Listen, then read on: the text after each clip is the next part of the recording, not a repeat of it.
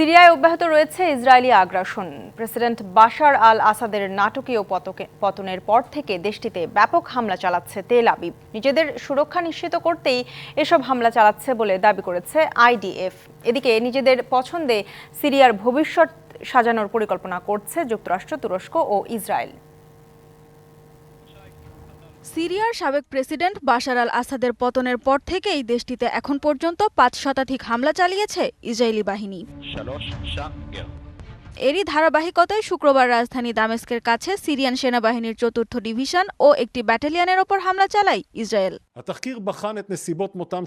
IDF এর দাবি, নিজেদের সুরক্ষা নিশ্চিত করতে সিরিয়ায় ইরান সমর্থিত সশস্ত্র গোষ্ঠী হেজবুল্লাহর অবস্থান লক্ষ্য করে এসব হামলা চালানো হচ্ছে। এদিকে আসাদ সরকারের পতনের পর সিরিয়ার ভবিষ্যৎ নির্ধারণে ইসরায়েলের পাশাপাশি ব্যস্ত যুক্তরাষ্ট্র ও তুরস্কের মতো শক্তিশালী দেশগুলো।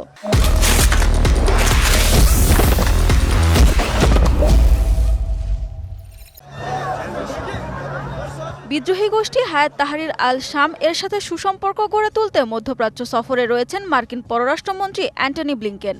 জর্ডানের বাদশাহ দ্বিতীয় আবদুল্লাহ ও তুরস্কের প্রেসিডেন্ট রিসেপ তাইয়েপ এরদোয়ানের সাথে সিরিয়া ইস্যুতে কথা বলেছেন তিনি। রাজনৈতিক পট পরিবর্তনের পর প্রথম দেশ হিসেবে সিরিয়ায় উচ্চ পর্যায়ের কর্মকর্তা পাঠিয়েছে তুরস্ক। সিরিয়ায় পৌঁছেছেন দেশটির জাতীয় গোয়েন্দা সংস্থার প্রধান ইব্রাহিম কালিন। সানজিদা ইসলাম তন্নি, ডিবিসি নিউজ ডেস্ক।